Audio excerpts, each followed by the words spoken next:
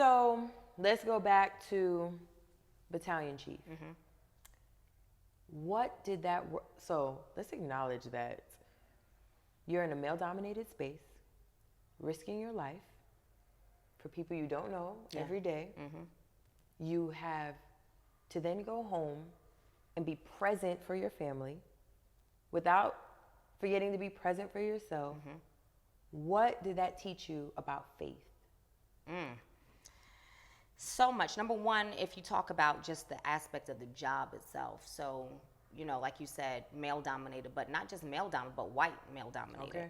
So here I am, a black female, and I have rank.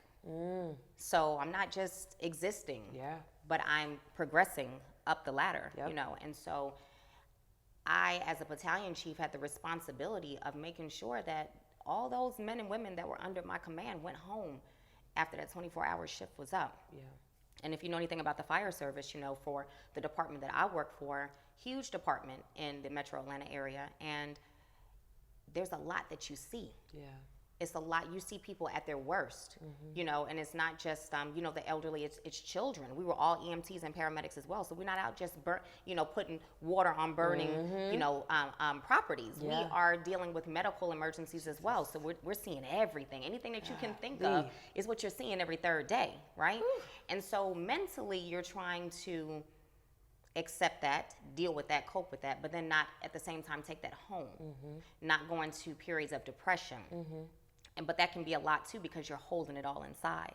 Because this is the thing, it's a brotherhood, because not only do you rely on each other to get home every day, keep each other safe, but you rely on each other for the emotional issues that you experience because of what you see every third day, right? So you really get close to your brothers and sisters, you know. But at the same time, you go home and you can't bring that stuff home. Nope. Because nobody want to hear that. And it's two different facets that you can't bring home. You can't bring home the trauma that you've experienced over the 24 hours, because number one, it's depressing. Yeah. Secondly, they can't relate to it. So when you're talking about a scene that's gory, you don't want to talk to your husband or your children about that, you know? No. And then the second facet for me was, I literally for 24 hours had to tell people what to do. Yep. But I'm a wife, right? Yep. So I can't walk in. And then you're going to walk in the door house, and be in a submissive. Right. How? Right.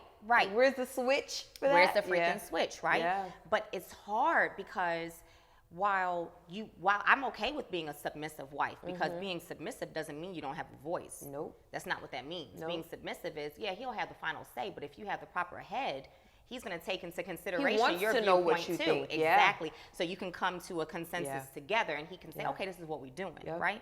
But at the same time, it was hard for me to hit the switch, because I'm so like, do this, go do that. And because it's life or death situation, I don't have time for a rebuttal. Yeah.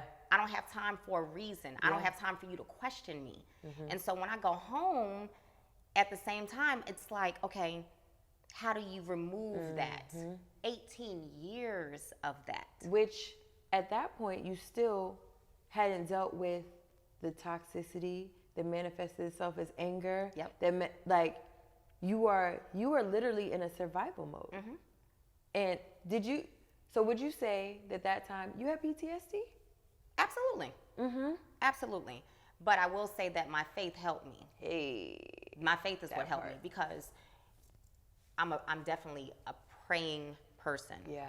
So, you know, the moment I wake up every single day, I'm praying, and I'm thankful for being able to just be alive for the day, you know. And when I had those struggles, and when I would be on scenes literally praying, because I'm looking and I'm like, I can't, number one, believe that this person is experiencing this. They're dealing with this type of trauma, and I'm here. And the only thing I can do is pray for you, because I can't save you. You're beyond being saved, you know? And so all I can do is pray for you. So I rely very, very heavily on in prayer. And as a result of that, that's really what I attribute my growth to, is that. Because, you know, faith without works is dead. Okay. So you can pray all day long, but if you don't move along with those prayers, you'll see no advancement. You'll think that those prayers are falling on deaf ears, because you're not doing the work.